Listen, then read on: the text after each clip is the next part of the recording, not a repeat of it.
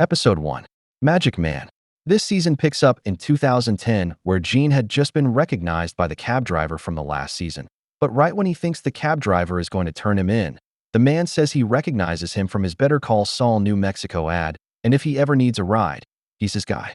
Gene thinks he is in the clear for now, but keeps alert through the police scanner just in case. Jump back to 2004, and Jimmy just had his law license reinstated, and he has been allowed to practice law as Saul Goodman. It's finally happening after 4 full seasons. Elsewhere, Lalo starts investigating the project Werner had told him about, and he's starting to suspect Gus is trying to start his own operation and branch off from the cartel. Lalo goes to confront him, but Gus plays dumb, and he says Werner was building him an industrial chiller for his chicken underneath the laundromat, and he and Juan Bolsa buy it for now. Jimmy starts his business and wears colorful suits and is aiming more at hardened criminals to be his clients because that means more money. He even offers a discount for nonviolent felonies.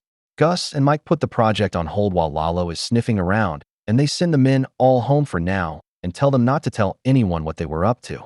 Mike, disgusted at having to kill his friend Werner, tells Gus he's not cut out for this line of work and leaves. Meanwhile, Jimmy is filming commercials trying to look like a hotshot lawyer that is new on the scene, and people at the courthouse take notice, but so does Kim. Episode 2. 50% off. Nacho is asleep at home until Tyrus bursts into his house and demands that he come with him. They go to a restaurant where Nacho sees Gus talking to his father, showing him he knows everything about him, and afterwards, Gus tells Nacho that Lalo is a problem and he needs Nacho to fix it and sabotage his operation from the inside or his father is dead. Elsewhere, Jimmy takes Kim to see a house, but she isn't ready to buy a home together, and Jimmy just wants her to keep her mind open. She's still iffy about Jimmy and his new practice and how it's geared more towards dangerous criminals and not petty crimes as he had done before. She's worried for him. Lalo goes to the nursing home, and he tells Hector about Gus's new project and how he doesn't believe it's really for chicken, and Hector appears to agree, but still can't say anything. All he can do is tap his bell. Over to Mike, who is called by Stacy to watch Kaylee, and while there, he takes out his pent-up aggression on Kaylee, and she locks herself in her room all night until Stacy gets home and Mike angrily leaves.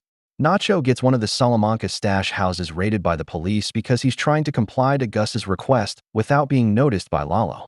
Jimmy's business starts booming and he gets a ton of clients, and Howard actually congratulates him on getting reinstated.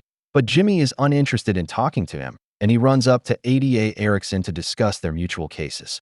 She doesn't want to talk to him, but they get stuck on an elevator together and she has no choice.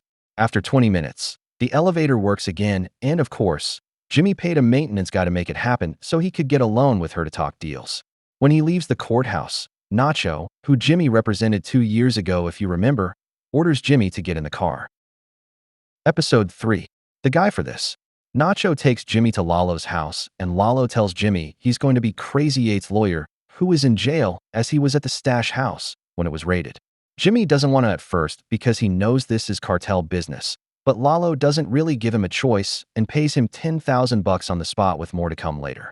Mike continues to get drunk, and when some punk kids try to mug him, he effortlessly subdues the leader and scares the rest away. When Jimmy gets home, Kim can tell something is bugging him, but he tells her it's nothing and he had a good day in terms of income, which we know is because of Lalo hiring him. The following day, Jimmy shows up at the MDC to speak with Crazy 8, and he secretly shows him a note Lalo wants him to memorize. 30 minutes later, Jimmy leaves and DEA agents Hank Schrader and Stephen Gomez show up to talk with Crazy 8 about the raid, and he tells them he has valuable information. Jimmy then walks in as Saul Goodman and tells the agents that he will show them what they are looking for, but then Crazy 8's charges are dropped. They agree, and then Crazy 8 gives them locations for 3 drops that were on the note. Meanwhile, Kim has to go deal with a man that won't sell his house even though Mesa Verde needs it to build a new bank branch, but the man won't budge. They own the land, but he owns the house and refuses to leave, which angers Kim because she doesn't even want to be working the Mesa Verde case right now, and she wants to deal with her pro bono courthouse cases. Back in Albuquerque, Jimmy tells Lalo he did what he wanted and he's out, but Lalo says it doesn't work that way, and he's now his lawyer. Jimmy is upset with Nacho for getting him involved with a drug cartel. Later on, Nacho plays double agent and tells Gus how Crazy 8 is now being used as an informant for the DEA, and he tells Gus about Saul Goodman being his lawyer. Gus realizes the drops Crazy 8 gave them were his. Episode 4. Namaste. A few days later, Jimmy decides to take Howard up on his offer for lunch, and they head to a local restaurant to meet. Out of nowhere, Howard offers Jimmy a job at the firm, and Jimmy says he would have to think on it because he likes doing things on his own at the moment, but we'll get back to him. Kim continues to deal with the land dispute, and she proposes that they just build the bank somewhere else. But Kevin and Paige aren't budging, and they own the land and say they are building their bank there no matter what the man does or says. Kim then goes to Jimmy and asks if he can help her find a solution to this land matter she's dealing with. That night, Hank and Gomez are staking out the last drop that Crazy 8 gave them, and when they make a move on the guy, the dealer is able to get away, but leaves $700,000 that they end up confiscating. Gus made sure the DEA got the money, but didn't arrest his guy as he knew they would be there because of Nacho. When they get back to the station, the DEA celebrates getting the drug money from 3 drops, and they think they have something going with Crazy 8 as their informant, and more arrests will come. Elsewhere, Jimmy goes to the old man and convinces him to let Jimmy become his lawyer and fight Mesa Verde, and then he calls Kim and says the first stage in their plan is complete. Then for some reason he goes and throws bowling balls on Howard's car as he believes Howard was messing with him by offering him a job at the firm. The episode ends with the gangbangers from earlier attacking Mike when he is out walking one night and he blacks out. He then wakes up in a rural compound in Mexico. Episode 5. Dedicado a Max. Mike just woke up and has no idea where he is until Gus's doctor, Barry, approaches him and tells him Gus wanted to keep him alive and he was about to die after being stabbed by the punk kids. Back in New Mexico, Jimmy acts as Everett's lawyer, and when the construction crew is about to bulldoze his home, Jimmy doctored a document saying the address on the eviction order is incorrect, so they have to delay the demolition until it is factual. Kevin and Paige aren't enthused, and they think Kim cooked this one up, but she assures them she had no idea. At Kim's apartment, Jimmy is trying to think of another stall tactic, and then Kim arrives home and has no idea what to do. She thought they would kick her off the case after this, but they didn't and kept her on. Back at the compound in Mexico, Mike calls Gus and asks why he went through all this trouble, and Gus tells him it's not a good time to talk, but he will speak with him soon. Mike continues to stay at the compound and builds a friendship with a woman there by the name of Senora Cortázar. Gus shows up and tells Mike he is being destructive with his drinking and it will lead to his death, or he can get sober and come back and work for him and fight the Salamancas together, and Mike weighs his options. Episode 6. Wexler vs. Goodman. Kim goes to tell Jimmy that they're offering $75,000 to Everett to move, which he finds odd, because Kevin only offered 18 earlier. Kim says she will pay the rest out of her own pocket because she just wants this to be over so she can go back to her pro bono cases. Jimmy doesn't like that idea, but says it is up to her.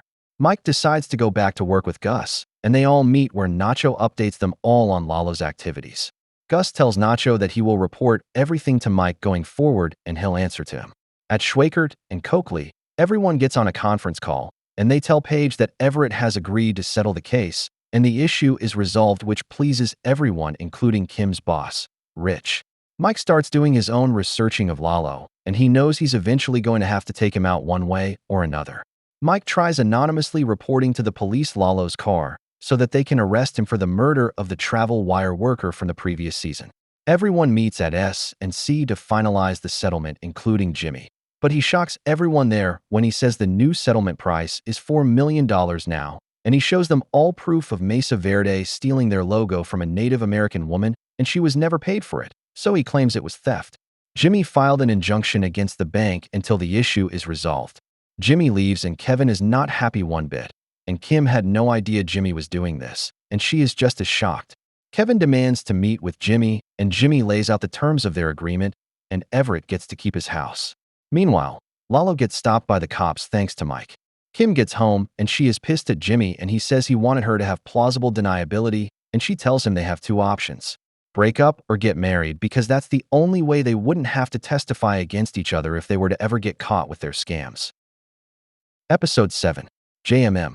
Kim and Jimmy decide to get married instead of break up, and they go appear in front of a judge with Huel as their witness.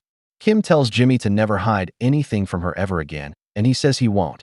Later that day, Nacho calls Jimmy and says a man named Jorge de Guzman has been arrested and said Jimmy is his lawyer, which this is really just Lalo, and he was arrested for the murder of Fred Whalen, the travel wire worker from the last season.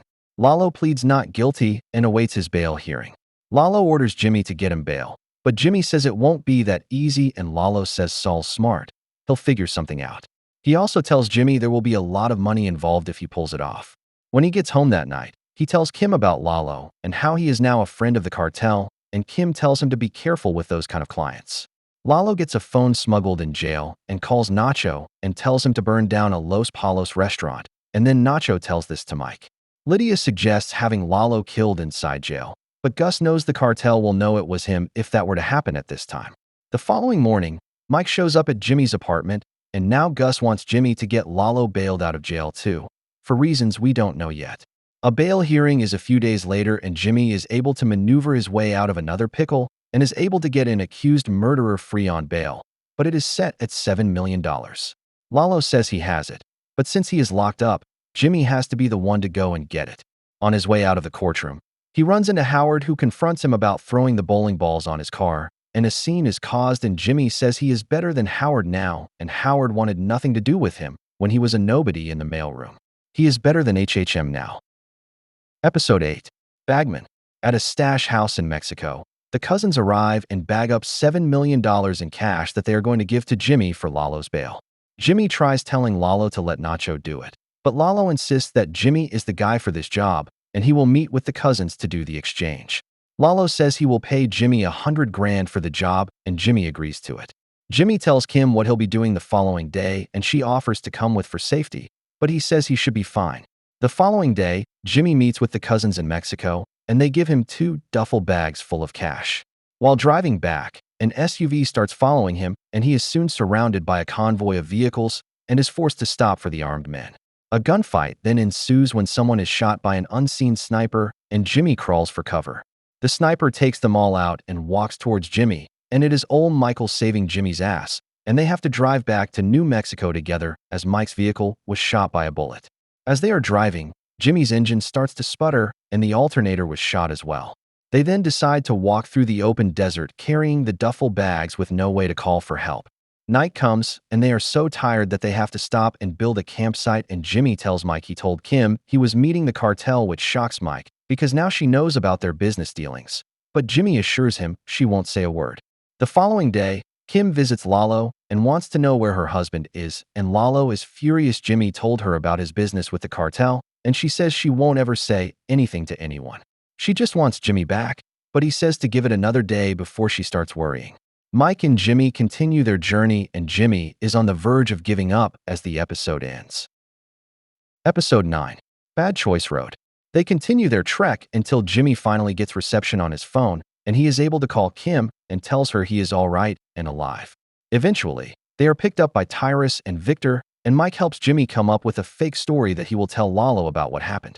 When they get back, Jimmy goes to pay Lalo's bail, and the prosecutors demand to know where the bail money came from, and Jimmy says he doesn't ask where clients get their money.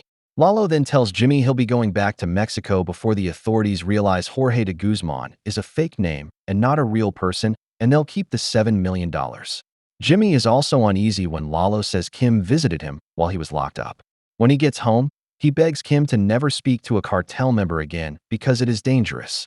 She wants to know what really happened out there, but he tells her his car broke down and fails to mention the part about the shootout, and she knows he is lying, which is against their one marriage rule. She found a bullet hole in one of his drink mugs. Kim then goes to Schweikert and Coakley and hands in her resignation letter, and she wants to do her own thing now and not practice banking law anymore. She enjoys working in the courtroom, and this doesn't give her much of that. Lalo visits Hector before he heads back and tells him Nacho will be in charge for now until Tuco is released from jail in 11 months, and he'll be hiding out in Mexico until the heat dies down. Lalo then has Nacho drive him to the border, and Victor is tailing them. When they are close, Lalo finds Jimmy's car with bullet holes and realizes Jimmy lied to him and never told him about a shootout, so he has Nacho drive him back to Albuquerque. At their apartment, Mike calls Jimmy and tells him to leave his phone on, but hidden, and then someone knocks on their door. They answer, and it is Lalo, who is upset with Jimmy for lying to him about what went down, and Mike is outside with a sniper rifle aiming at Lalo. Lalo asks about the bullet holes, and then Kim defends Jimmy and says kids always mess around shooting guns at his piece of crap car, and that's probably where they came from. Lalo quietly leaves the apartment and tells Nacho to drive him to Mexico, but not the original pickup site. Episode 10. Something Unforgivable. Season finale. After Lalo leaves, Jimmy tells Kim the truth about everything, and they go ahead to a hotel to hide out for a few days. Jimmy starts to wonder if being with Kim is bad for her, because she wouldn't be in this situation if it weren't for him. Lalo and Nacho arrive at Lalo's residence in Mexico, and it is a beautiful compound where Lalo's family all lives. They are planning on meeting with Don Eladio, and Lalo says Nacho might get promoted for being by his side through this whole ordeal and not bouncing, not realizing Nacho has been a double agent this whole time. Nacho receives a call from an unidentified man who tells him to unlock the back gate of the compound at 3 a.m.